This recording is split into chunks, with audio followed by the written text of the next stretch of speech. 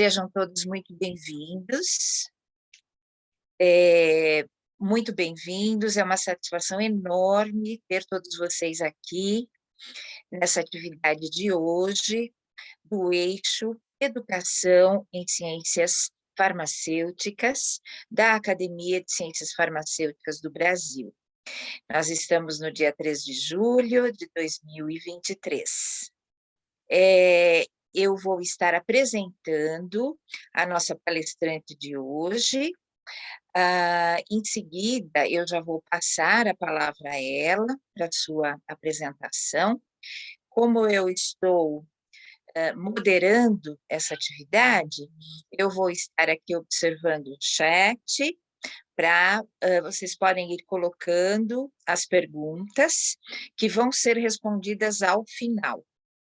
Então, ao final, nós vamos ter uma sessão aí de perguntas e respostas com a nossa palestrante. Gostaria de lembrar a todos que, por favor, deixem o microfone, né, o áudio fechado, para que não haja interferência de ruídos durante a nossa atividade.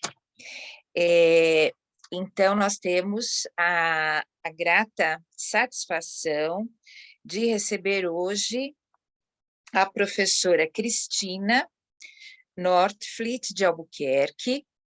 Ela possui graduação em Farmácia e Bioquímica pela Universidade Federal do Rio Grande do Sul, mestrado em farmácia pela mesma universidade e doutorado em Química Biológica na Université de Toulouse, Paul Sabatier, e atualmente é professora doutora da Universidade de São Paulo.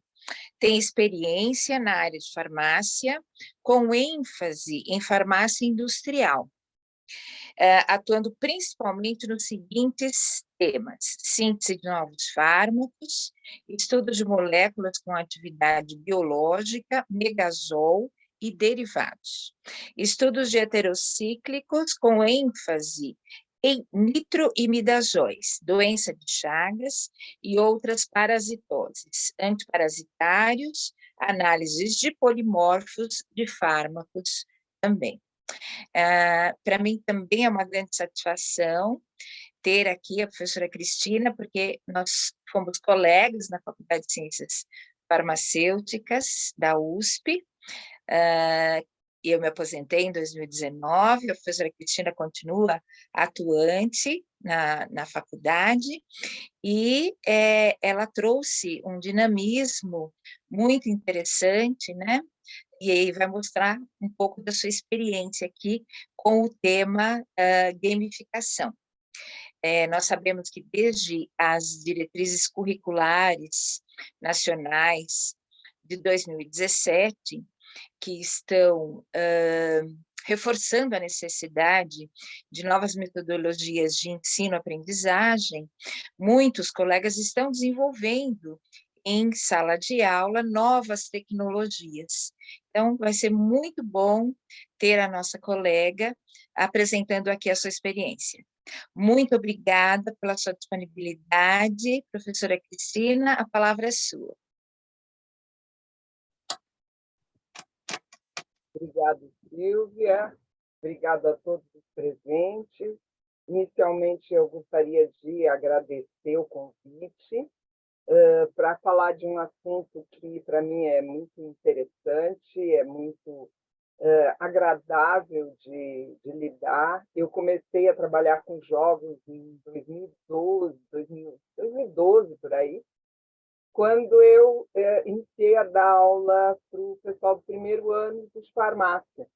Porque o pessoal de primeiro ano, eles, apesar deles irem, né, com aquela, vamos dizer assim, vontade de aprender, curiosidade, os olhinhos piscando e tal, eles acabam achando algumas disciplinas até um pouco chatas, né? Porque o ensino dentro da universidade é diferente do que eles estão acostumados, o cursinho, nas escolas e tal, e eles têm essa dificuldade. E aí eu comecei a dar aula de História da Farmácia e Biossegurança.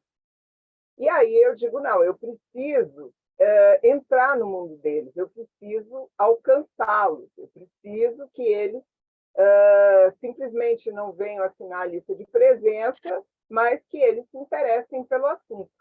E aí, dentro de algumas outras dinâmicas que a gente começou a fazer, de apresentação, de trabalhos, de coisas que a gente fez na sala de aula, eu comecei a me interessar por jogos, já que eu jogo há muito tempo, é uma das coisas que eu gosto de fazer, e eles também. Né? Então, eu conversava nos corredores com os alunos e a maioria deles jogam RPG, jogos de tabuleiro, jogos eletrônicos, e isso é uma coisa que vem crescendo cada vez mais. Então, eu comecei a me interessar em fazer alguma coisa que falasse a linguagem deles. No início, foi extremamente difícil, eu fui procurar pessoas e, casualmente, vendo em algum site da própria universidade, eu conheci o professor Gilson Schwartz, da ECA, que, na verdade, ele trabalha com a parte de cinema, né? E ele começou a entrar nesse mundo da gamificação e ele começou a desenvolver. E ele criou, né, um vínculo com a Games for Change, que é vamos dizer assim, é um grupo internacional, né, que reúne pessoas que querem usar a ideia e o mecanismo do jogo para, vamos dizer assim, coisas positivas. Porque agora, né, eu acho que diminuiu um pouco, mas antigamente se tinha muita, vamos dizer assim, muitos problemas em aceitar o jogo como uma ferramenta positiva, né? Principalmente com o negócio do GTA, né, com esses jogos agressivos e tal, e aí tanto aqui no Brasil como em outros países, né, toda a problemática que começou a aparecer, e isso gerou a criação desse grupo, do Games for Change, e ele, então, interagiu com esse grupo e ele é hoje, né, o presidente, o representante do Games for Change América Latina, e ele é o responsável por fazer vários e inúmeros encontros e eventos relacionados à gamificação. Né? E, através dele, eu comecei a entrar nesse mundo, comecei a conhecer pessoas que fazem jogos, que usam jogos, e principalmente na educação. Só que na educação, quando a gente fala em jogos na educação, a gente está no ensino fundamental. O ensino fundamental ele é muito baseado em jogos, de todos os tipos, desde os eletrônicos até os de tabuleiro, o que for. E aí eu digo, mas por que não usar esse mecanismo, né, essa ideia do jogo, para as nossas disciplinas? E aí eu comecei a criar, né, esse tipo de ferramenta. Inicialmente, eu vou até mostrar para vocês mais, no meio da apresentação, que eu tenho uma pequena apresentaçãozinha. Inicialmente, eu procurei jogos eletrônicos, porque eu achei que seria uma linguagem mais próxima dos alunos. Então, dando aula de biossegurança, eu tive a ideia de fazer um jogo sobre biossegurança, né, que fosse dentro de um ambiente de laboratório, com riscos diversos, físicos, químicos, biológicos, porque é o que o aluno vai, né, manusear. E aí eu comecei a procurar parceiros, porque eu não sei fazer programação, muito menos design de jogos. E, casualmente, eu encontrei um ex-funcionário da faculdade que estava fazendo o curso de design de games da FATEC de Carapicuíba, e ele estava procurando, o grupo dele estavam procurando um tema para fazer o TCC dele. E aí eu fiz essa proposta e a coisa deslanchou, foi muito bem aceita por eles, porque eles não queriam fazer um jogo de luta, de corrida, que é o lugar comum que todo mundo faz. Eles queriam fazer alguma coisa diferenciada. Então, eles aceitaram a minha ideia e eles foram, como eles estudavam à noite, eles foram alguns dias, assim, principalmente no sábado, lá na faculdade, e eu mostrei laboratórios para eles, eu mostrei equipamentos, eu dei um material vasto de biossegurança e de equipamentos de laboratório para eles poderem construir a base do jogo. E o jogo ficou, vamos dizer assim, uma coisa bem aplicável.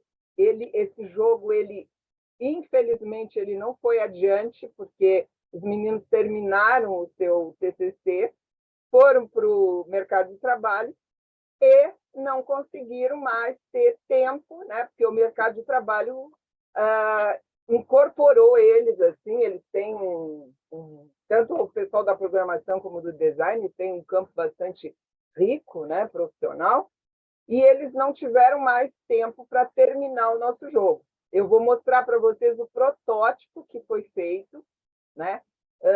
Esse jogo, na verdade, eu estou sempre em contato com esses meninos, e, quer dizer, agora já são mais adultos, né? Mas na época eles eram meninos, e eu sempre falo para eles, esse jogo já teve, no mínimo, 7 demandas de compra, e compra assim, de empresas, a MS, a própria Souza Cruz, 2 universidades, foram vários contatos que vieram atrás do jogo para a gente comercializar ele.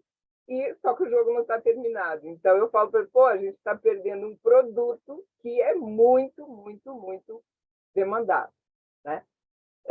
E aí, por causa disso, a minha necessidade de fazer jogos, ela precisou ser um pouco modificada. E, ao contrário do que as pessoas começam, eu comecei ao contrário, eu comecei no digital e vendo, né, da dificuldade, da complexidade que é, eu fui, então, fazer jogos de tabuleiro. Normalmente é ao contrário, as pessoas começam fazendo jogo de tabuleiro e o tabuleiro vira digital. Eu não, eu recuei porque eu vi que eu tinha limitações, né, para ter uma parceria, e aí eu comecei a fazer jogos de tabuleiro, e esses jogos de tabuleiro, eu vou mostrar 2 para vocês que foram aplicados em sala de aula. Eles foram feitos, impressos e tudo, os alunos amaram, os alunos acharam assim, muito interessante, eu semeei em cabeças de outros colegas, teve gente da farmacognosia que também fez jogos, a professora Dominique, né? Eu comecei a semear essa ideia para outras disciplinas. Mas por que a gente usa jogos? Então, eu vou fazer uma pequena apresentação sobre o tema e vou mostrar esses jogos aí que eu estou falando para vocês.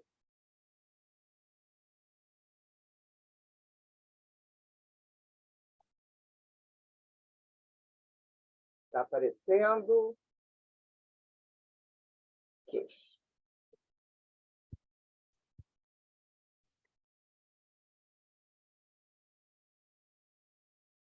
Então, se a gente for pensar, né, o nosso modelo de ensino ainda é do século XIX, onde a gente tem o professor, que é aquele que tem, né, o conhecimento do assunto, e o aluno que fica lá embaixo aprendendo, né? A gente ainda tem essa mentalidade, esse modelo que se segue tanto, né, principalmente na universidade.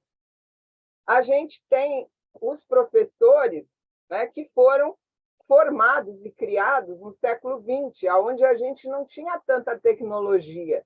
A gente tinha muitos livros para ler, hoje em dia o povo tem tudo em PDF, está lá no celular, né, no tablet, tem acesso à informação de outras formas, enquanto que a gente, na nossa época, não existia isso. Então, a gente tem, né, uma outra forma de lidar com o ensino em si. E os nossos alunos hoje, eles são todos do século XXI, né? E eles estão como? Com 1000 coisas na cabeça, 1000 coisas tecnológicas, 1000 coisas que perpassam as suas horas de lazer. E se a gente conseguir fazer, né, uma integração de tudo isso, eu acho que a gente acaba tendo uma vantagem, a gente consegue entrar na linguagem dele e entrar no mundo dele. E aí, para a gente poder atingir esse aluno, é óbvio que a gente tem que quebrar certos paradigmas, certas, né, regras que a gente segue e que acabam não atingindo, né, o objetivo, que é passar a matéria para o aluno. E uma das opções seriam já jogos, né? Usar os games que são aí o dia a dia deles e o conhecimento geral deles. Ao longo da história, a gente vê vários tipos e vários modelos de jogos. Esse aqui o Semet, é considerado um dos primeiros jogos de tabuleiro que surgiu no Egito, que era os faraós que jogavam, e era como se eles fizessem o caminho, né, para atingir o reino dos deuses, né? Então era só para os faraós, mas foi um jogo que pode-se dizer um jogo de tabuleiro da época. Para usar jogos especificamente em educação, a gente tem vários exemplos no próprio Renascimento, né?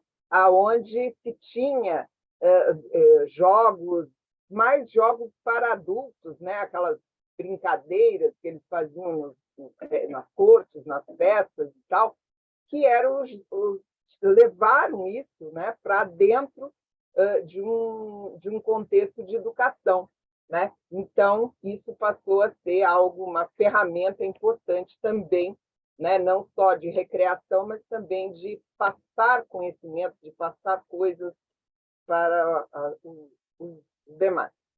A gente tem os conhecidos jogos analógicos, são as cartas, os jogos de tabuleiro, né, que são muito comuns, que são muito conhecidos. Eu acho que todo mundo já, né, joga ou jogou alguma coisa nesse sentido. E, nos últimos anos, a gente se deparou aí com diversos jogos digitais. Então, a gente tem, né, desde jogos de tabuleiro extremamente complexos, né, até jogos analógicos, né, jogos digitais, que têm cenários extremamente diferenciados, extremamente interessantes. A gente tem também a realidade virtual, que também, em muitos jogos, né, fazem parte do mecanismo desse jogo. Mas por que seria interessante usar os games?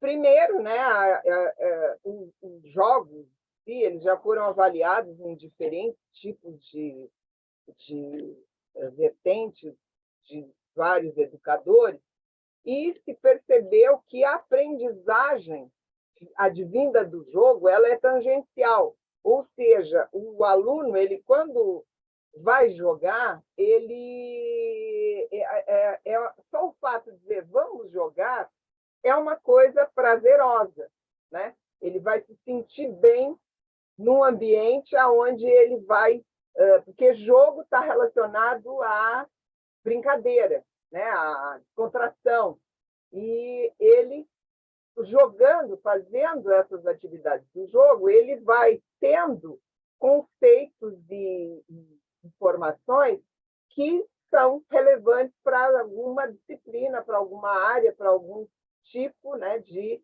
relacionamento que eles tenham aí com a área de aprendizagem. No jogo, a gente pode errar sem problema, né? Então, se tu está jogando, tu erra, tu aprende com esse erro e isso não vai causar consequências, porque é um jogo, né? É uma simulação. Então, é muito mais interessante a gente ensinar, né, dando essa possibilidade de errar, do que o aluno chegar depois, né, na área profissional e ter que fazer uma atividade e se deparar, né, com erros que não são possíveis de ser consertados, digamos assim. Quando a gente está jogando, a gente cria as próprias trilhas, né? A gente cria os caminhos. Eu não sei se algum de vocês jogam, né? Eu gostaria que depois as pessoas se manifestassem se jogam ou não, mas cada jogo, seja ele de tabuleiro ou seja ele digital, ele pode gerar a possibilidade de caminhos diferentes. E aí o ritmo da aprendizagem desse aluno ele vai ser conforme a visão dele, a necessidade dele e a trilha que ele escolheu. E ele pode jogar isso outras vezes e escolher outra trilha, outro caminho, outra vertente, e ele continua aprendendo outros conceitos. Então, é uma coisa muito dinâmica o próprio mecanismo do jogo. Aqui eu coloquei uma imagem. Esse menino está trabalhando com modelagem molecular, mas olha a expressão de alegria que ele está. Né? É uma coisa super complexa, uma coisa que demanda, né?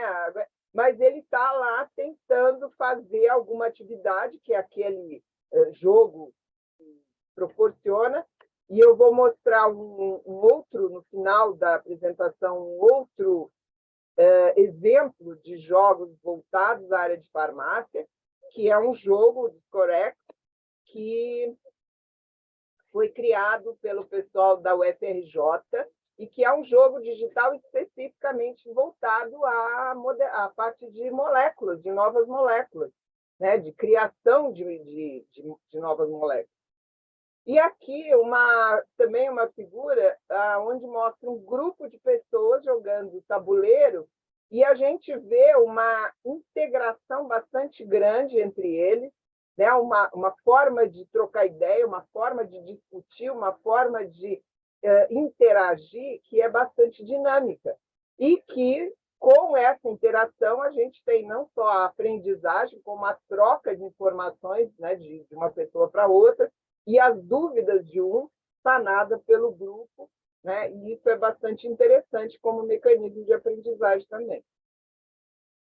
Então, eu vou mostrar, eu pediria para a Cibele passar o vídeo, porque do meu computador deu um probleminha, a gente fez o teste e ele não passa, que é o meu jogo. Eu preciso retirar a apresentação, né, Cibele?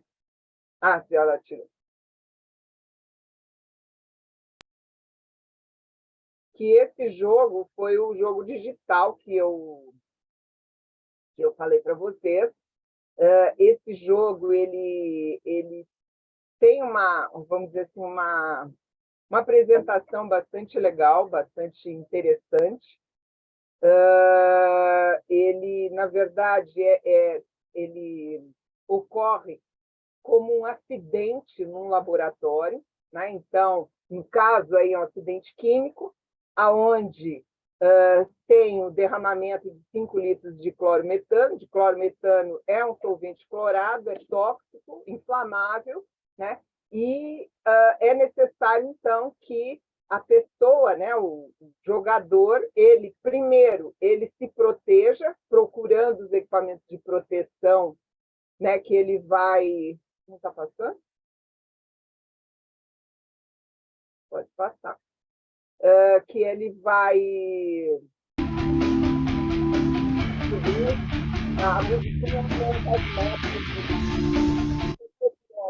só para e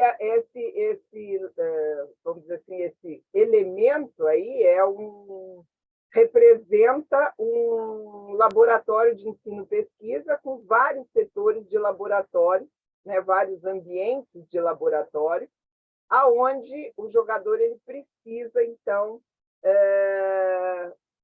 coletar, ele tem 5 minutos para coletar os equipamentos de proteção antes de entrar no local onde houve o derramamento. Então, a gente tentou fazer o mais parecido possível com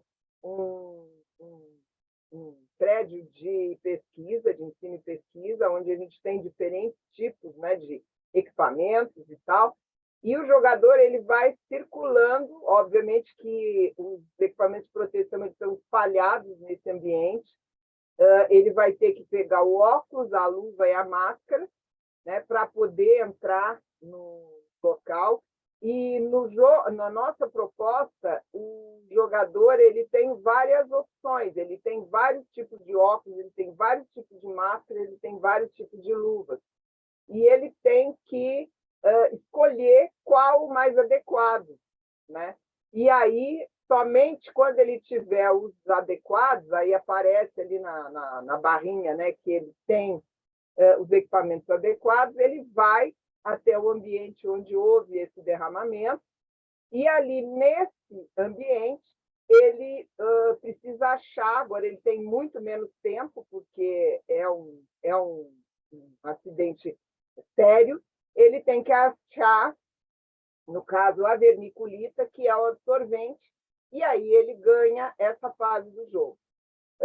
Esse jogo ele foi bastante, a gente fez bastante, vamos dizer assim, simulações com ele, né, com relação a poder usá-lo, né, em diversos cursos e tal.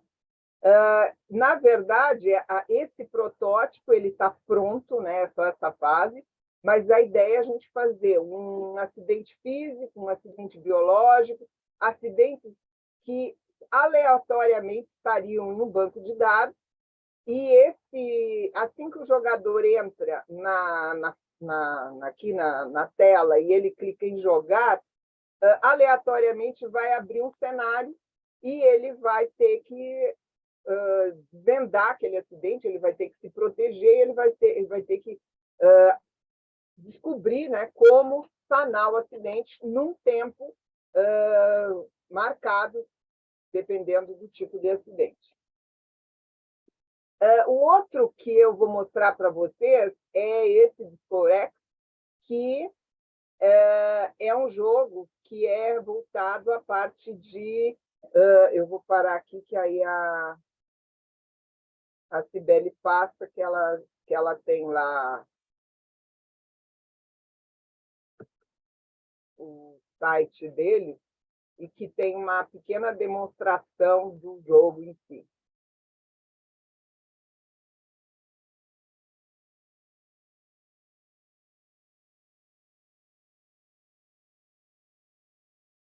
Esse jogo eles têm tanto em tabuleiro, inclusive eu solicitei lá para a faculdade, né, para a faculdade usar esse jogo, ele é disponibilizado, e o jogo de tabuleiro, e eles, o ano passado, né, eles começaram a fazer o jogo digital. São pequenos mini-jogos, né, que vão crescendo, aumentando a dificuldade para se, vamos dizer assim, mostrar como é feito o desenvolvimento de novos fármacos, o que precisa, como faz, e dentro disso tem todo um material de apoio que dá, né, toda a informação, todas as, vamos dizer assim, as necessidades, né, que o aluno e que o jogador em si vai precisar. Eu vou mostrar lá. Então, na verdade, eu fui avaliadora desse jogo na época, né? E gostei bastante de ter participado, de ver que outros colegas, né, em faculdade de farmácia estão usando esse tipo de ferramenta, né, para uma atividade que é bastante importante. A gente, como eu já falei, né, sabe da existência de jogos analógicos, né, como vocês sabem, todo mundo já jogou alguma vez na vida, né? Então, eu vou mostrar para vocês a minha segunda fase, que são a fase dos jogos de tabuleiro. Eu sou uma pessoa estranha, né? Eu comecei pelo mais difícil e segui no mais simples, que jogos de tabuleiro, fazer jogo de tabuleiro é relativamente simples. O primeiro jogo de tabuleiro que eu fiz foi esse, que é chamado de Consultoria de Segurança. Esse jogo ele tem 4 quadrantes que simulam ambientes tanto de produção como de atendimento que podem gerar algum tipo de acidente, tanto químico como biológico. Essas figuras são, vamos dizer assim, ilustrativas. E os jogadores eles vão ter como acessório cartas vermelhas, que representam acidentes que podem ocorrer nesses ambientes, E também as cartas laranjas, que são os riscos que podem existir nesse ambiente, que podem levar a um acidente, mas ainda não resultou em acidente. Os jogadores, eles recebem as cartas de solução. Então, o jogo, basicamente, ele é muito simples de ser jogado. Como são 4 quadrantes, cada quadrante vai receber uma carta vermelha e uma carta laranja em cada quadrante. E os jogadores vão ter que solucionar. Então, a cada acidente que ele tiver a solução, ele pega, ele recolhe a carta vermelha de acidente, e essa carta vermelha ela vale 2 pontos, e ele vai contabilizando a sua pontuação. E assim por diante. Aí, quando sai uma vermelha, volta outra vermelha, outro acidente. E os riscos, a mesma coisa. Tem a solução do risco, então ele vai lá, corrige o risco, pega a carta laranja, a carta laranja vale 1 ponto, e ele vai contabilizando. E, assim, e as cartas de solução elas voltam para o baralho geral. E aí eles vão tendo, né, a possibilidade de passar por vários tipos de acidentes, vários tipos de riscos, solucionar e depois, no final, ver qual a equipe, ou qual a pessoa, ou qual o grupo tem o maior número de pontos. E o interessante desse jogo é que, muitas vezes, as pessoas não têm o conhecimento de certos equipamentos de proteção, certos riscos, certos acidentes. Né? Principalmente quando a gente está fazendo, por exemplo, o curso de CIPA, né? Usei muito, emprestei muito para o pessoal do SESMIT para cursos de CIPA. Então, tem pessoal do escritório, tem pessoal que não está relacionado diretamente com o laboratório, então não tem o conhecimento. E aí, essas pessoas eles vão aprendendo, eles vão tendo conhecimento, né, de diversas situações que eles podem um dia, né, enfrentar, e eles, ao menos, eles já ouviram falar. Esse foi o primeiro jogo, ele foi bastante usado, tanto em sala de aula como em curso. Então, aqui está os meus alunos usando, né? A gente fez uma mesa ali, eles ficam jogando e aprendendo, né, sobre o que fazer em determinadas situações aí de risco e de acidente. Aí depois, como eu falei, eu dava aula de história também, eu criei um outro jogo, porque é aquela coisa, história o pessoal sempre acha chato, é uma coisa, tem muita data, tem muito evento, tem nomes de pessoas e tal. Então, o que eu fiz? Eu criei um jogo, ele é bem simples, é um jogo de trilha, onde a gente tem baralhos que, quando ele vai andar ali na trilha, ele cai numa casinha roxa, ele tem uma pergunta sobre a história da farmácia. Essa pergunta pode ser sobre a história da faculdade ou a história da farmácia como, né, vamos dizer assim, uma história mais geral da profissão. Ele tem também o Rosa Choque, que é esse M aqui, né, que está relacionado à mímica. Por que eu coloquei isso? Para tornar a coisa mais agradável e mais engraçada. Então, ele tira uma carta rosa choque, onde ele tem uma palavra relacionada à nossa profissão.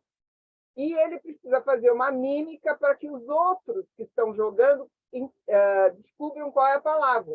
Quando ele descobre, ele está livre. Enquanto ele não descobrir, ele tem que fazer mímica até ele aprender passar para os outros, né, a informação da palavra. E eles têm os laranjas, né, que essas casinhas laranjas, onde eles recebem o bônus. O bônus são cartas onde ele tem moléculas de fármacos, eles têm plantas medicinais, eles têm professores da farmácia, da faculdade, e que a gente chama de farmacêuticos atuais, e os farmacêuticos ancestrais, que são aqueles da história da profissão, né? Personagens que a gente acaba falando em sala de aula. Qual é a ideia desse bônus? Para que ele chegue no limbo, que é o último estágio aqui, seria muito fácil. Joga o dado, né? A pessoa tem a sorte de não cair em pergunta nenhuma, em mímica nenhuma, né? E ele chega rapidamente aqui e ganha o jogo. Mas aí não ia ter graça, ele não ia aprender nada.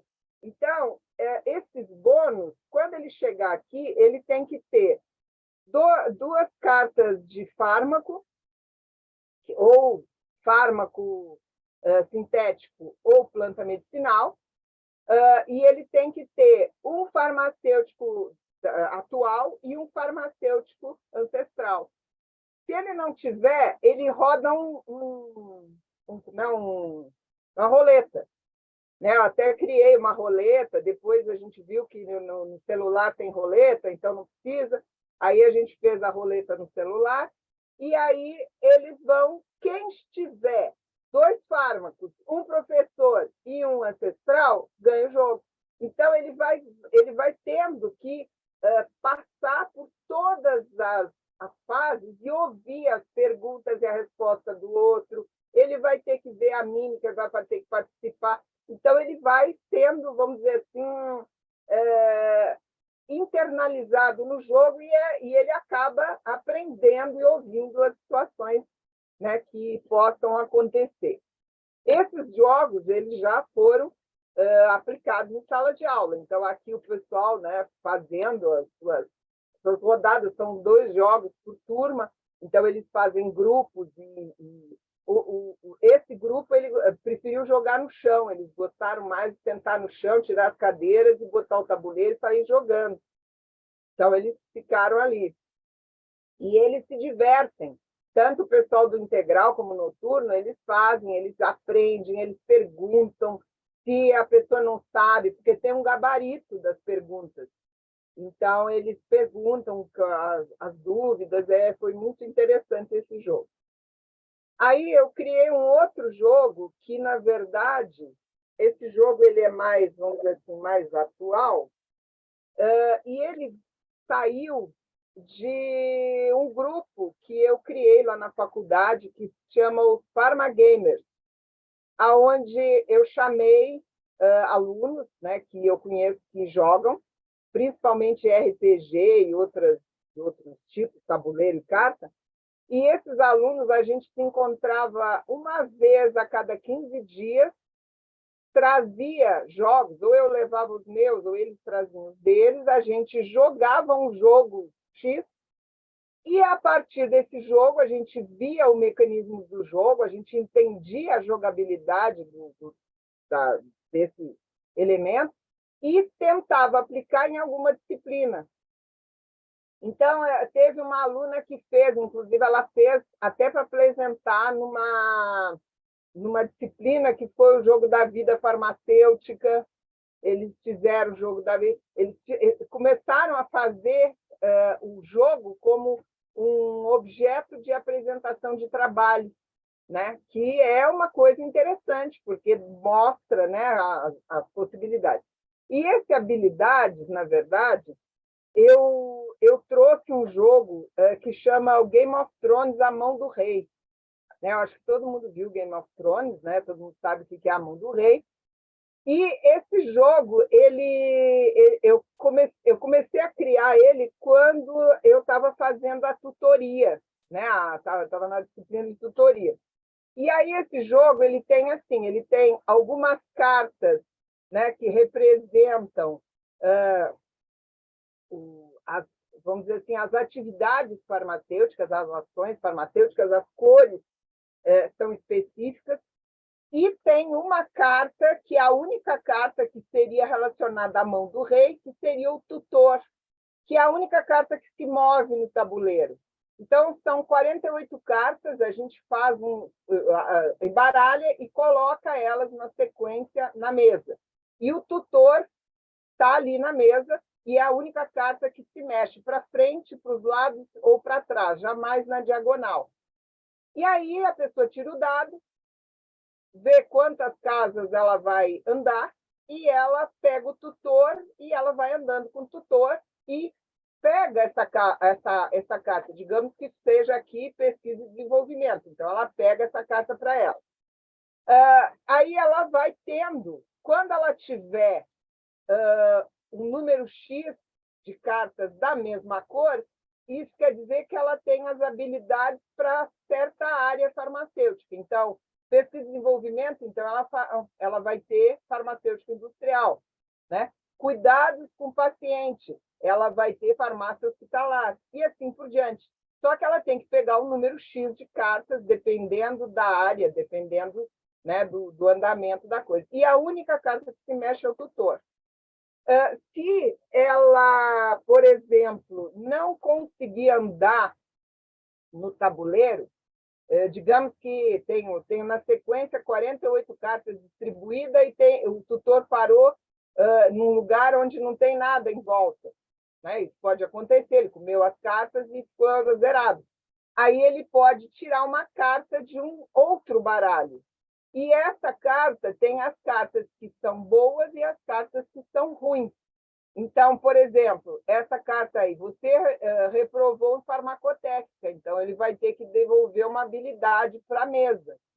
Ou então ele tirou a carta do professor, ele lhe dá a possibilidade de escolher 2 flâmulas do depósito ou de um outro jogador. Então, as flâmulas, existem várias flâmulas, dependendo da área de atuação e tal. E é mais ou menos baseado, né, no mecanismo do Game of Thrones, A Mão do Rei. Só que aqui a Mão do Rei é o tutor que vai ajudar o aluno, o estagiário, ou a pessoa que está, né, ali, a pegar as suas habilidades, ou criar as suas habilidades em uma determinada área. Então, esse foi um dos últimos jogos de... Na verdade, esse é de cartas, né, porque é só cartas, que eu criei. Eu tenho alguns exemplares, eu tenho 5 exemplares aqui comigo. Aí eu estou em desenvolvimento do Biofarma. O Biofarma, ele tem basicamente o mesmo princípio daquele jogo da Pharma History, que vai ter, então, os locais, né, onde pode acontecer um determinado acidente, os equipamentos de proteção, né, e as fontes do acidente. Então, ele vai ter que ter, né, vamos dizer assim, esses elementos, e aí, para o limbo, ele vai precisar ter 3 sequências onde ele tem o local, o equipamento de proteção e o elemento que gerou o acidente, e ele vai ter que resolver o acidente. Então, ele chega no limbo com essas 3 cartas, ele diz, esse acidente com esse micro-organismo, com essa substância, eu vou sanar usando o XYZ como elemento de proteção, ou como elemento de neutralização. Mas esse ainda está desenvolvendo, ainda está fazendo as cartas. Outro que está também em desenvolvimento é o Sauvetage. O Sauvetage, na verdade, é um tabuleiro onde a gente tem diferentes camadas. São 3 camadas. Então, o nível 3 é o nível de acidente mais complexo. Então, ele vão ter cartas que vão ficar no último nível do tabuleiro, né, embaixo, e que são bastante... tem elementos muito complexos aí do acidente. O nível laranja, que é o nível intermediário, esses 2 níveis ainda não fiz, e o nível 1, que é o nível primário, que fica na frente, né, do tabuleiro, ele vai ser o nível mais simples, onde tem os elementos de segurança, os equipamentos de proteção, a sinalização, as coisas mais, vamos dizer assim, básicas, que precisam estar ali. Então, o jogador ele vai andar, ele vai pegar uma determinada carta, por exemplo, do nível 1, e ele vai ter que responder com relação ao uso daquele elemento e assim por diante. Tá? Os outros níveis a gente não fez ainda.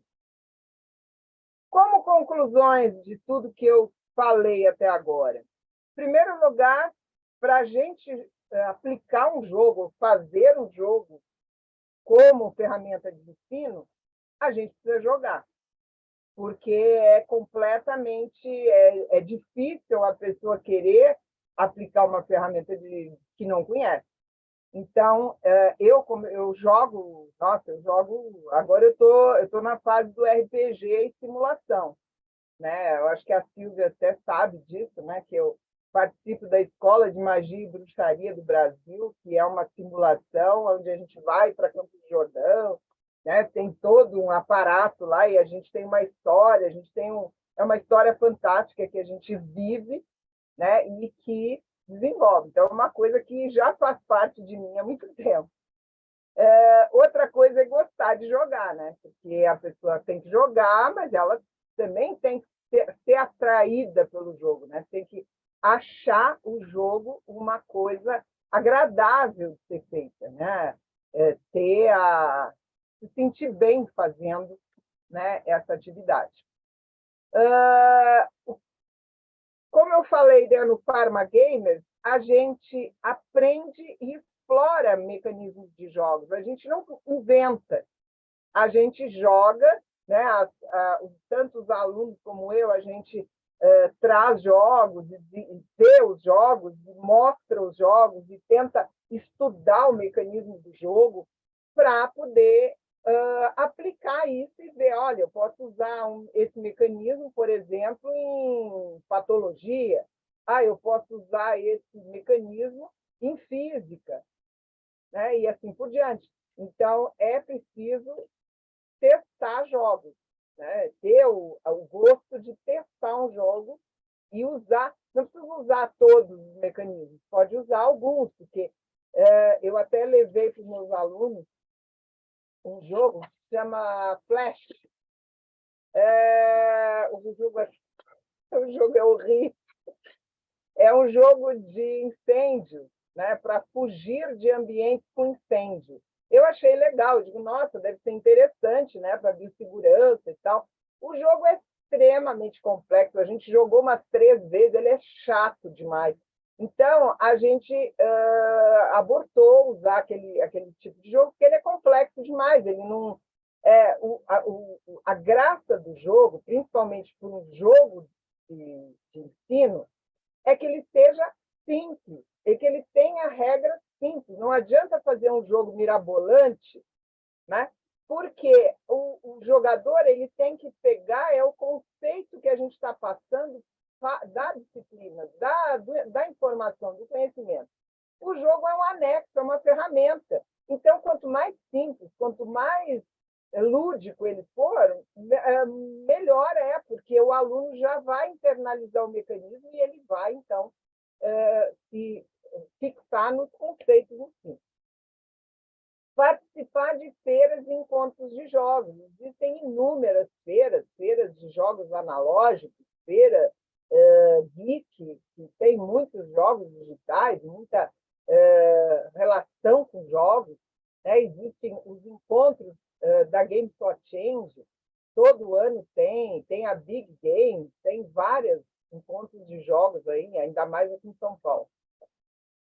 Criar um grupo de pessoas também interessadas por isso, e foi por isso que eu criei o Pharma Gamers, né, que os alunos gostavam, tanto que eles vinham à noite, a gente se encontrava à noite, depois das aulas deles, né, e ficava lá jogando, e ficava trocando ideia, porque é uma coisa que eles gostam, e eles se interessavam, e eles queriam que isso fosse uma ferramenta de aula.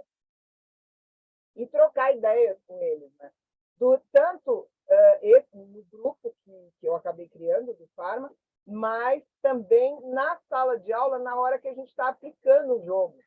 Porque muitas vezes eles têm mais prática, eles têm mais afinidade com os jogos do que a gente. Como eu falei, né? Nós somos do século XX, eles são do XXI, então eles têm mais anos-luz. E aí eles têm mais coisas que tornem o jogo mais perto deles, mais agradável para eles, né? Então, é uma coisa que eu acho extremamente importante. E aí, para concluir mesmo, eu trouxe algumas imagens aqui, onde a gente vê diversas pessoas, né? Onde a gente tem idades variadas, sexos variados e também espécies, e todos felizes jogando, né? Então, por que não a gente criar coisas agradáveis, né? Aliás, eu quase apanhei, mas quer dizer, quase apanhei não, eu fiquei envergonhada quando eu fui dar uma palestra sobre jogos. Eu pensei que era para técnicos de segurança, mas não, era para o pessoal do Corpo de Bombeiros. E aí eu fiz uma brincadeira entre segurança e brincar. Vocês não imaginam, o coronel do Corpo de Bombeiros, ele queria o meu fígado. Mas, no final, eu consegui convencer que os mesmos conceitos que a gente usa para segurança, a gente usa quando a gente brinca, porque a gente tem muitas relações. E aí, até ele, depois, ele entendeu, ele veio falar comigo. Então, porque as pessoas não aceitam muito bem os jogos. Então, era isso que eu tinha. Eu fico aberta agora para as questões, na medida em que vocês tiverem perguntas, e estamos à disposição aí.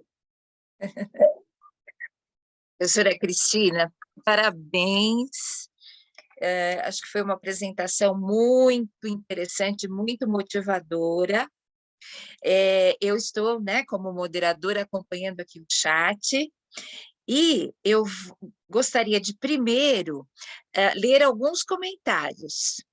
São muitos, mas vou tentar, né, ler todos, e tem, no momento, uma pergunta mais direcionada à aplicação e a plano de ensino, ok?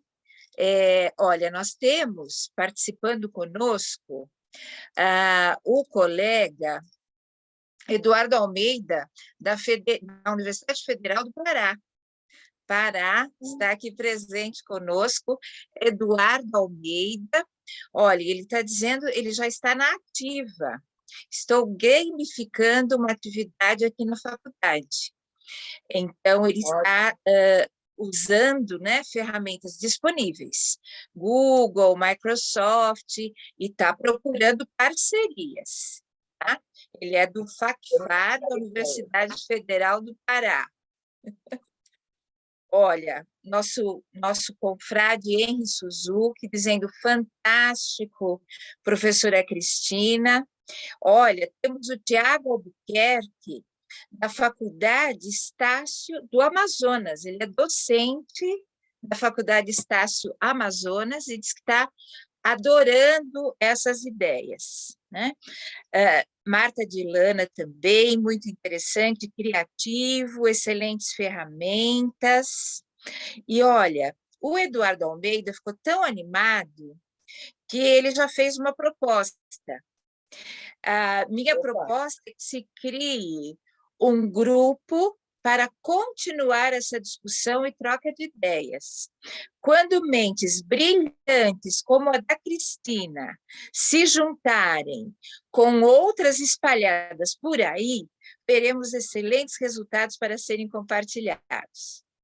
E depois que o Eduardo fez esse comentário, muitos aplaudiram a proposta dele. Então, essa ideia de fazer uma rede, né? Está sendo muito apoiada. Valmir Souza também.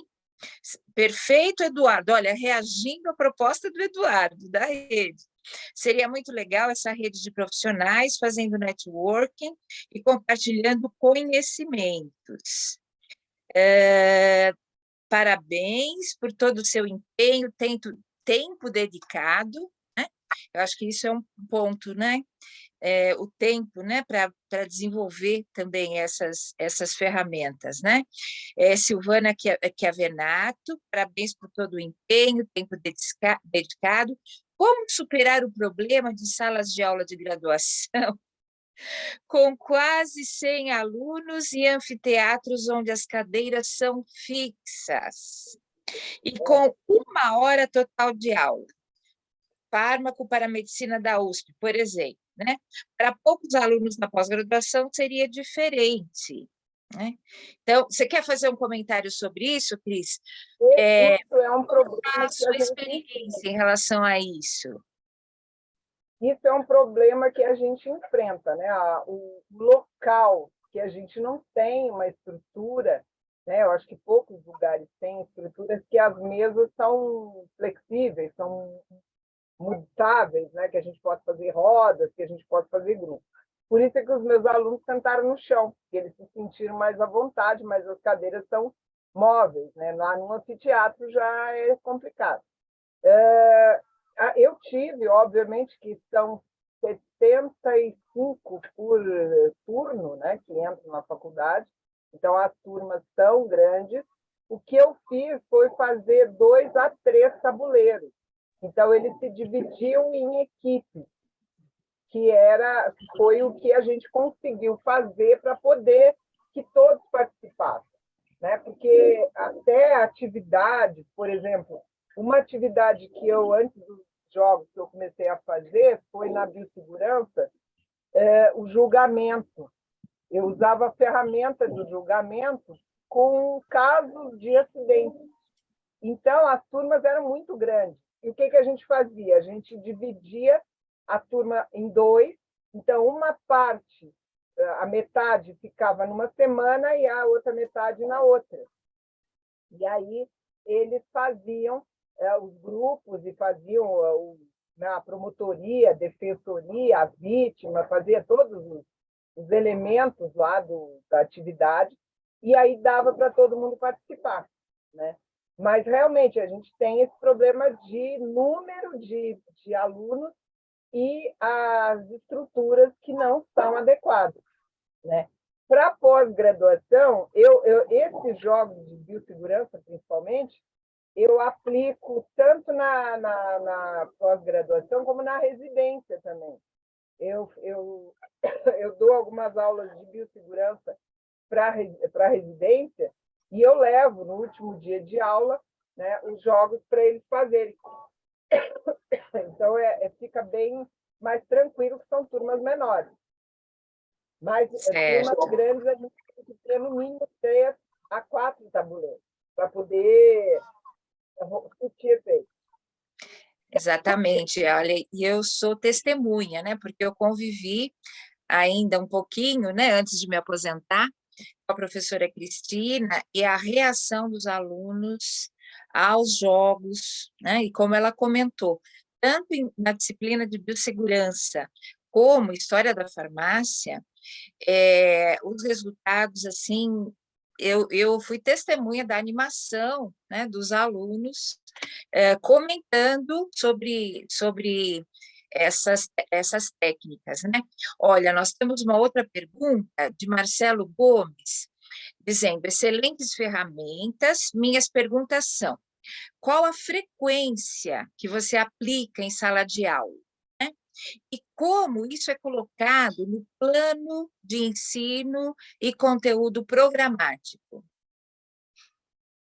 Bom, como as minhas 2 experiências foram com ingressantes, inicialmente, eu preciso dar as aulas conceituais.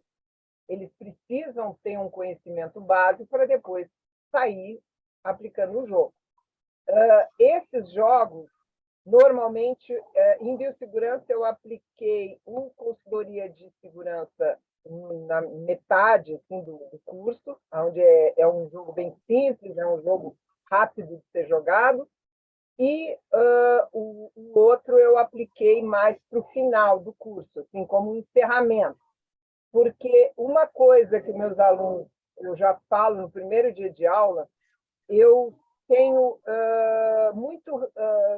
muito contrário à prova, principalmente com essas coisas que são aplicadas.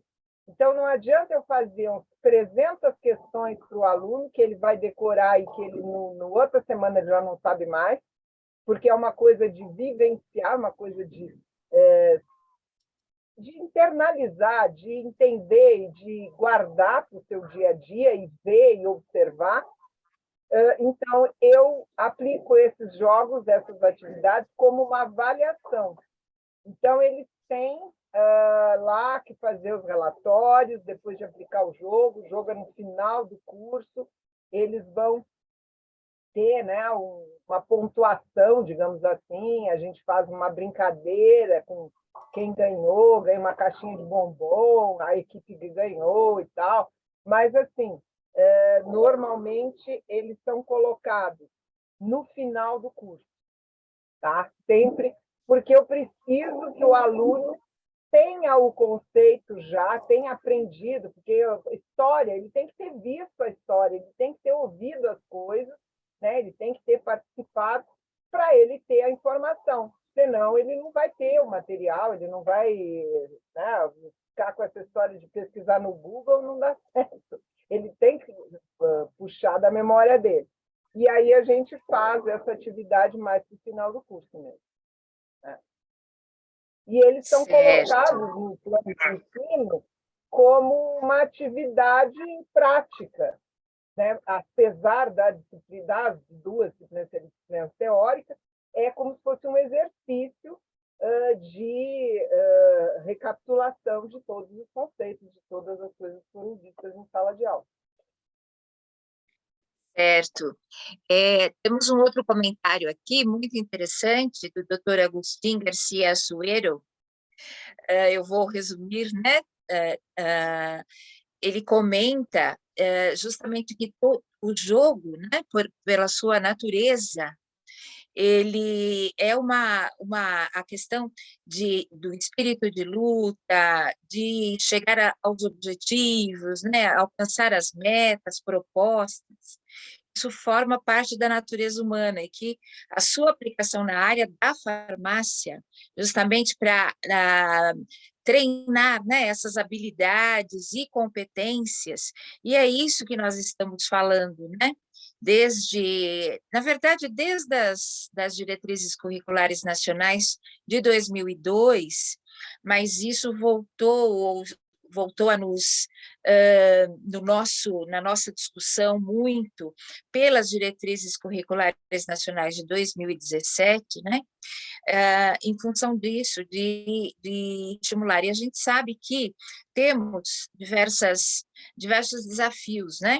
Acho que você mesmo, Cris, colocou que muitos dos docentes não foram formados com o auxílio dessas metodologias, né? E isso acaba dificultando, né?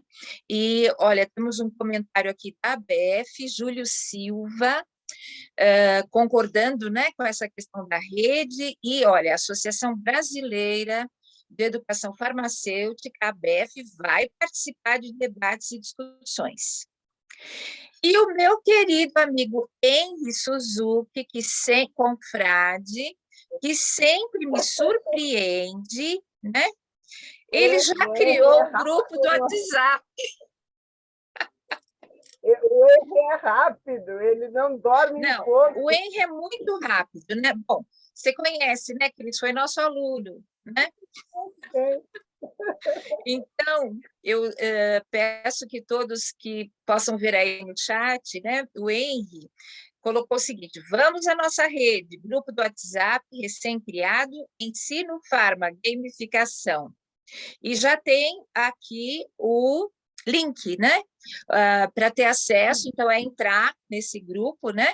E acho que temos aí um primeiro grande fruto imediato da sua palestra, durante a palestra, Cris. E isso é maravilhoso, né?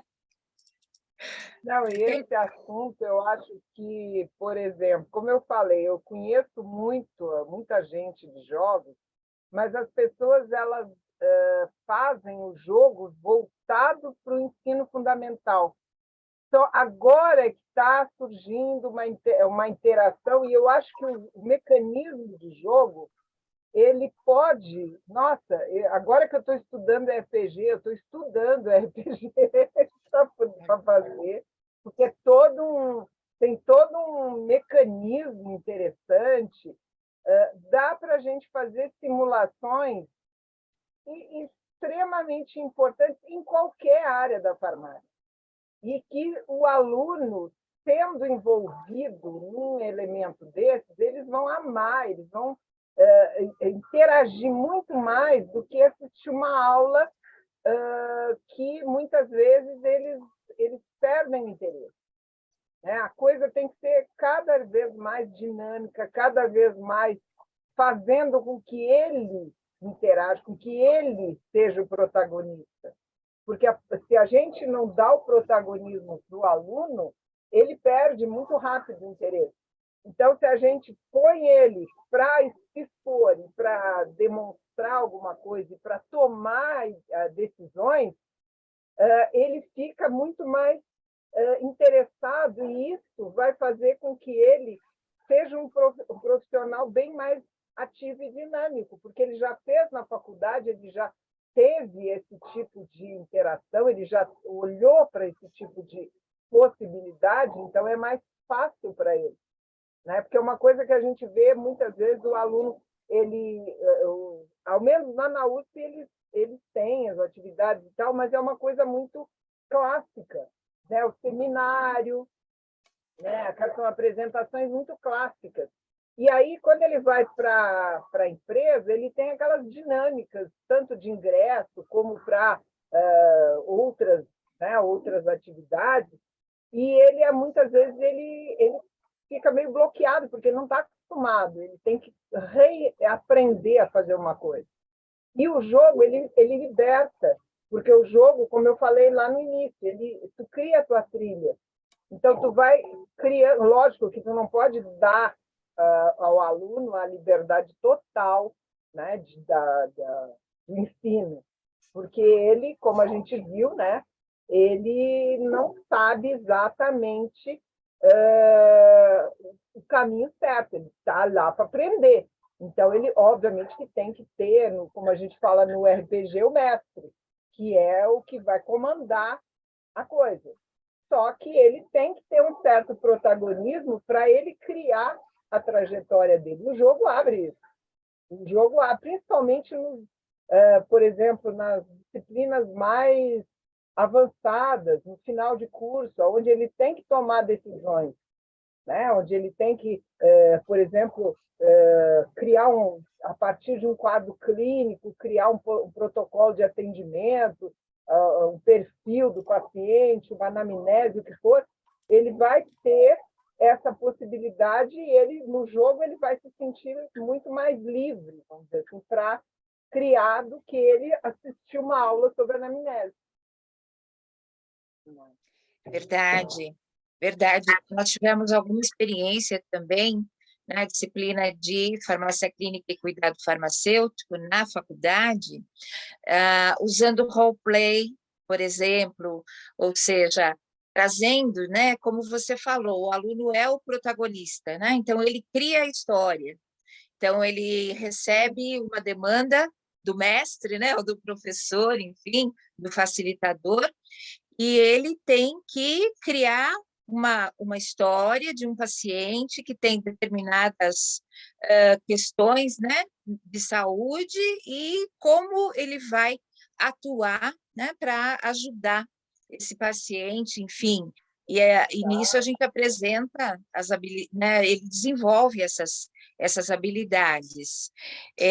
Olha, nós temos aqui também a Larissa Santos, ela te parabeniza, né, em primeiro lugar, e depois ela coloca uma questão bem interessante, ela está estudando esse assunto para o mestrado dela, e ela encontrou alguns autores que têm colocado, digamos assim, uma discussão sobre esse termo, gamificação, que parece que não é uma coisa séria.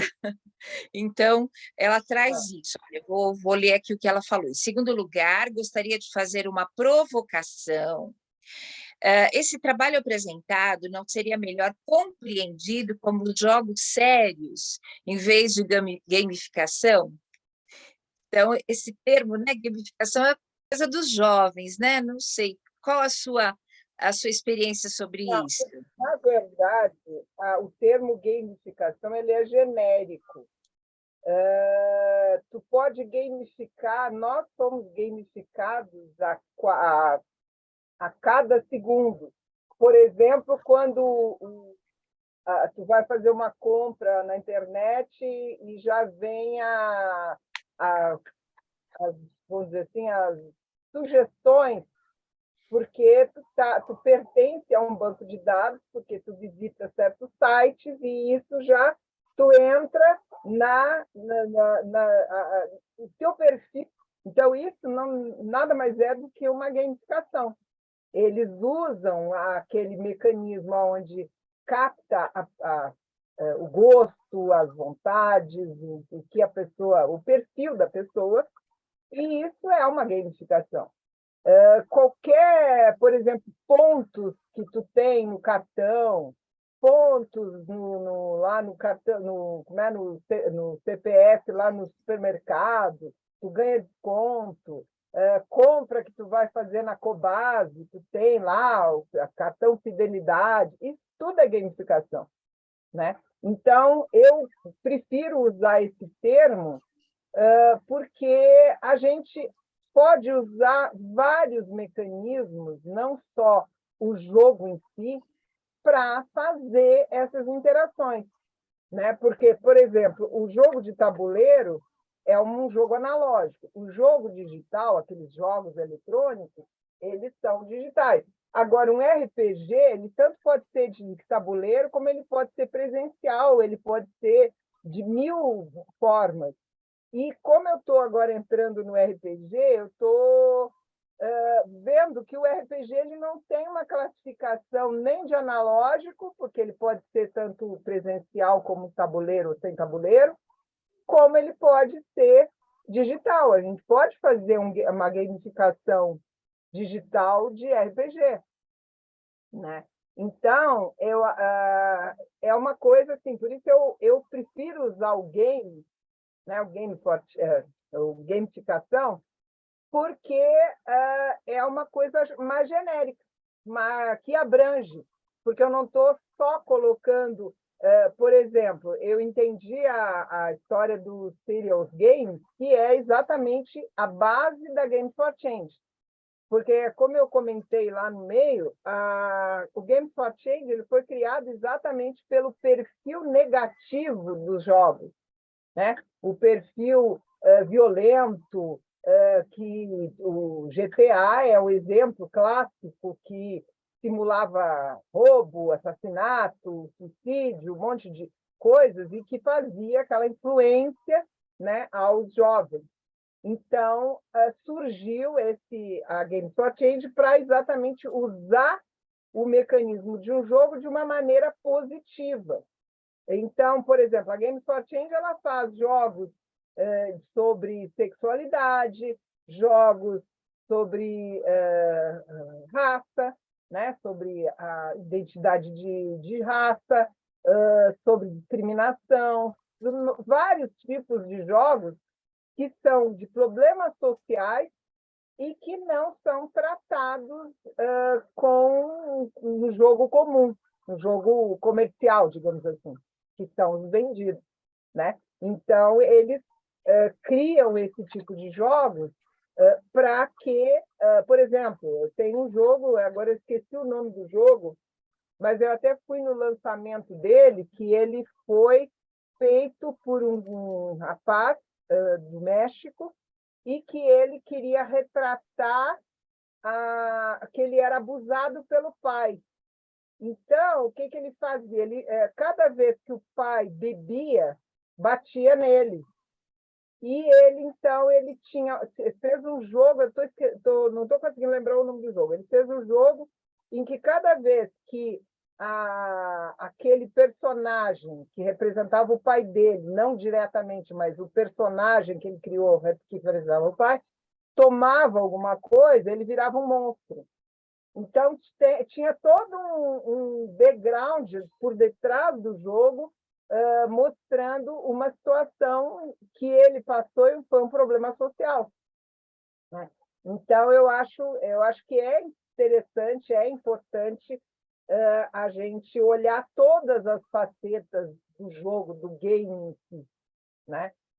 Tem muita gente que até hoje fala mal de jogos, mas depende do enfoque, depende do uso, depende do jeito que se cria o jogo, né? Isso é uma coisa que depende das pessoas que estão interagindo com esse jogo. né? Por isso existe essa sim, história aí de, né, não é uma coisa boa, ainda existe. sim. Mais alguns comentários? Olha, professora Nazaré Alencar, comentando que no CESUPA do Pará, CESUPA é uma faculdade privada, né? Também tem usado essa metodologia. Professor Tarcísio Palhano, parabenizando você pela motivadora apresentação, né? Olha, são tantos comentários, vou adiantar aqui um pouquinho. Professor Valmir Souza, dizendo que, professora Cristina, é óbvia a diferença quanto ao engajamento e interação entre os alunos, comparando-se com os modelos, entre os alunos, comparando-se os modelos de jogos analógicos e digitais. Agora, ele diz o seguinte, sem condenar nenhum modelo, qual modelo a senhora teve melhor feedback? Na verdade, o meu feedback melhor foi, obviamente, os tabuleiros, os analógicos, porque o digital eu não consegui terminar, não houve uma finalização. Né? Se tivesse finalizado esse jogo, ele obviamente seria aplicado em sala de aula, né? Mas o que eu mostrei para vocês é um vídeo, é um demonstrativo da única fase do jogo que foi terminada. Então, eu não Sim, posso dizer, né, qual seria o engajamento, porque eu realmente não apliquei esse jogo em sala de aula, porque não estava terminado. não estava finalizado, né?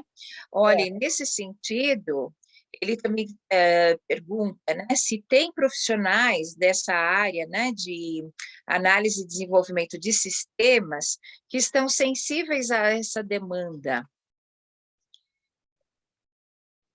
Olha, eu não sei te dizer, porque eu só tive contato com alguns designers e o pessoal da programação. Então, não foi assim, eu não tenho o contato com um grupo, com uma classe, aí eu não sei dizer isso, porque eu procurei, mas quando eu vi, primeiro, a dificuldade, né? Segundo, o tempo que demanda, porque, por exemplo, o pessoal que trabalha com design de game e TI, eles jamais entraram no laboratório, eles não têm noção do que é um equipamento de laboratório, do que precisa, as normas de biossegurança, eu tive que dar um monte de material, explicar, dar aula de biossegurança para eles entenderem. Então, é complicado. E aí, eu sei que, inclusive, eu não sei que fim levou, mas quando o pró-reitor era o atual reitor, o Carlotti, ele era pró-reitor de pesquisa, né? Ele fez um grupo do qual eu participei, que foi um grupo que era incumbido de fazer um jogo de biossegurança para ingressantes no mestrado e doutorado, porque ele dizia que a maioria dos acidentes acontecia porque as pessoas não tinham conhecimento de biossegurança, então ele queria fazer algo que fosse, na verdade, como se fosse uma prova de ingresso.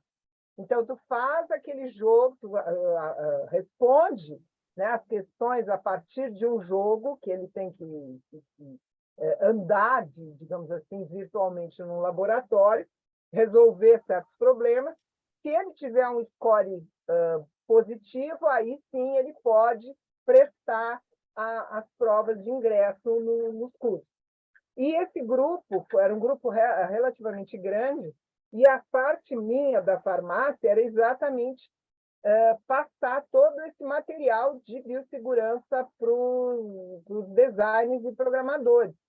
Tanto que eles foram, o grupo que fazia isso, que era o pessoal da engenharia, eles foram lá na faculdade, no mínimo umas 3 vezes. Eu levei o laboratório do Hélio, de heterociclo, levei no meu laboratório, levei no laboratório de alimentos, laboratório biológico, todos os possíveis laboratórios, né, para eles poderem olhar, porque eles nunca viram os equipamentos. E aí fica difícil ele desenhar ou fazer alguma coisa que nunca viu. E por catálogo também, ele não tem a proporção dos tamanhos e das grandezas, dos ruídos e tudo mais que esses equipamentos podem gerar. Então, esse grupo fez, houve um protótipo também que foi feito, que foi desenvolvido, mas depois eu não ouvi mais o resultado, eu não sei que fim levou. Né? Porque, na verdade, a gente tinha bolsas, né, para alunos para desenvolver o projeto, e esses alunos é aquela coisa, eles entram e saem, né? Então, eu não sei como é que ficou no final. Mas era um projeto bastante interessante de exatamente nivelar os conhecimentos, né? Porque a partir do momento em que a pessoa passa por esse jogo, ela não atinge o score mínimo, então ela vai automaticamente fazer um curso de biossegurança para depois repetir, fazer, obviamente que o jogo não se repete, mas fazer, né, uma nova tentativa de jogar, né? E aí depois ela entra. Então, ela acaba sendo um nivelamento e, ao mesmo tempo, um mecanismo de levar os conceitos, né, para as pessoas que estão ali se propondo a fazer o mestrado e doutorado. Perfeito. A gente tem um comentário aqui também do Caio Santos. Boa noite, sou aluno do primeiro núcleo de farmácia da Universidade Federal do Pará. Então, acho muito interessante esse tópico dos games como ferramentas de ensino, incentiva a ultrapassar as salas de aula, e também, né, estou resumindo um pouquinho, né, sente uma carência disso no ensino, desculpa, e falta de incentivo, né, com o curso, dificuldade de compreensão até, né? Então, realmente, é uma nova fronteira, né, que nós estamos, na verdade, abrindo e discutindo, e temos muitos desafios aí pela frente, né? Ele comenta, inclusive, que a média de idade de pessoas da minha turma é de 18 anos, e a maioria já vive no mundo dos games virtuais e RPGs. Então, ele está aí reforçando, né, essa necessidade, né, a opinião do nosso cliente, né, maior, o aluno. E parabenizando a palestra, todos, nosso colega Oreizo Soller, também do Pará. Oi? Desculpa. Não, é só uma observação que eu acho extremamente importante, né, a devolutiva de um aluno que está ali, né, no meio, está nas aulas, está recebendo as informações. E, assim, o que eu falei, para a gente aplicar, nós, professores, aplicarmos um jogo em sala de aula, é essencial que a gente jogue. Não adianta, porque senão a gente primeiro, não vai saber o mecanismo direito, não vai saber instruir o aluno, criar o jogo numa lógica, porque todo jogo tem lógica. Então, tu tem que conhecer a fundo, né? O RPG, eu tenho um material vasto de RPG que eu estou estudando aqui, porque eu tenho um jogo que eu já fiz a narrativa, acho que a Silvia até conhece, né? O Cadê a Farma? Lembra desse? Lembro. Então, esse jogo é uma viagem no tempo, e ele precisa de uma narrativa, ele precisa de um mecanismo de RPG, né? Então, eu acho assim, extremamente importante o professor, tá certo, não precisa ser viciado em jogo, porque tem gente que não, né? Eu não sou viciada, eu gosto de jogar, eu tenho meus jogos, eu assino o Steam, eu tenho a minha base lá com meus jogos e tal, mas eu não fico em cima disso toda hora, porque não dá tempo. mas eu acho que é importante ter o conhecimento, jogar, tanto participar de encontros que se fala de jogos, participar de lives, de ver vídeos no YouTube para entender como é uma narrativa de RPG, como é como é a criação de um jogo de tabuleiro, porque, como vocês mesmos falaram, não é uma coisa que demanda tempo. A gente precisa jogar, a gente precisa entender o mecanismo para trazer esse mecanismo para algo que vai ser um conceito de uma disciplina, né? Então, tem várias nuances aí que a gente precisa trabalhar em cima. Por isso que eu digo, tem que se envolver na coisa, gostar de jogar, né? Exato. Porque também a coisa não flui. Nós temos mais um comentário aqui do Marcelo Gomes, dizendo o seguinte, que o RPG mais clássico, inclusive, pode estimular a tomada de decisão dos alunos, dando 2 ou mais caminhos que ele pode seguir. Ele dá até, né, um encaminhamento aqui, ele acha interessante, por exemplo, nas disciplinas de controle de qualidade, para resolver aí um problema de formulação e aí, tanto controle de qualidade, como tecnologia farmacêutica, temos aí muitas oportunidades, né? Em todas as áreas, né? Como você disse, Cris, eu acho que a gente já está caminhando para o final, faltam 4 minutos, então eu gostaria de agradecer, foram muitas participações, né? Muitos elogios, e lembrando que o nosso amigo, né, Henry Suzuki já criou o grupo no WhatsApp, então entrem no grupo e vamos começar aí nessa discussão. E eu acho que a sua palestra, Cris, foi muito interessante, porque faz a gente refletir, porque refletir e pensar especialmente, talvez, nos nossos próprios preconceitos em relação a essa ferramenta, né? Principalmente aqueles que não foram formados, né, com esses tipos de ferramentas. Então, é importante, né, ter assim, a opinião do aluno, do estudante, e saber que é uma ferramenta que, bem desenvolvida, ela pode ser muito positiva, né, engajar mais os alunos em relação ao seu dia a dia, né, e tornando até, né, a graduação mais leve. E como você comentou, Cris, eu acho que você fez uma menção muito importante, que quando a gente chega mais no final do curso, né, que a gente tem disciplinas talvez mais aplicadas, né, essas ferramentas podem ser de muita valia, né? Então, meus agradecimentos a todos que participaram, a você, e eu queria deixar um tempinho aqui para o professor Lauro Moreto, que está nos acompanhando aqui. Professor Lauro, idealizador, né, desse programa educativo da academia, gostaria de lhe passar a palavra. Querida Silvia e querida Cristina. Cristina trabalhou e trabalha na velha disciplina que eu atuei, da tecnologia químico-farmacêutica.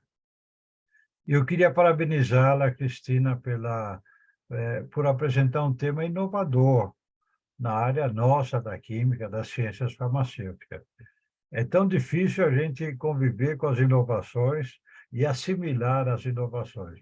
Mas a sua explicação foi muito leve, muito orientativa e estimulante. Tal é que já temos um grupo de WhatsApp para debater e discutir e, quem sabe, inovar. Esse é o grande enfoque do nosso programa educacional, discutir inovações, não só tecnológicas, científicas, etc., mas também como ensinar, que é o eixo temático da Silvia, a educação. Parabéns, Silvia, pela condução desta palestra sensacional. Estamos muito felizes.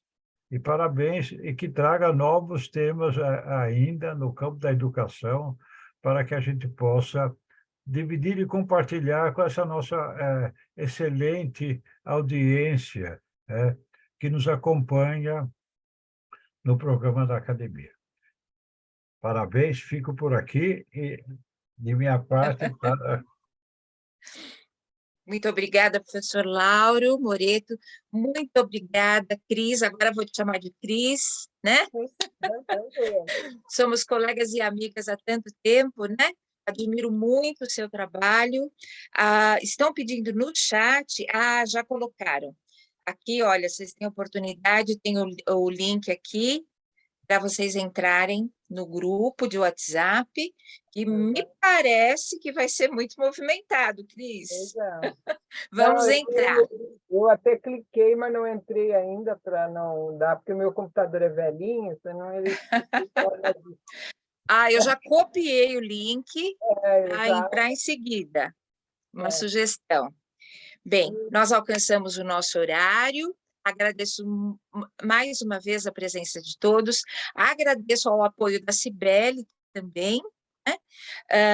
E convido a todos para a próxima atividade, no dia 1º, que será no mesmo horário, 18 horas. O tema é Revolução Tecnológica, como a inteligência artificial está transformando as ciências farmacêuticas. Inscrevam-se. Até lá, muito obrigada. Boa noite.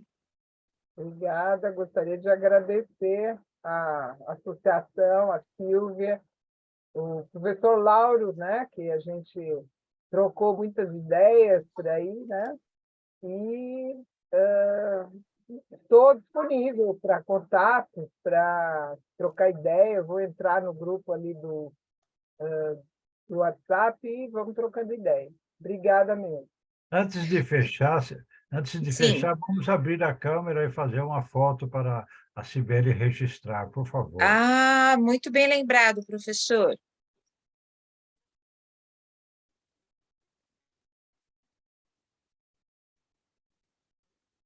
Os colegas que puderem abrir a câmera.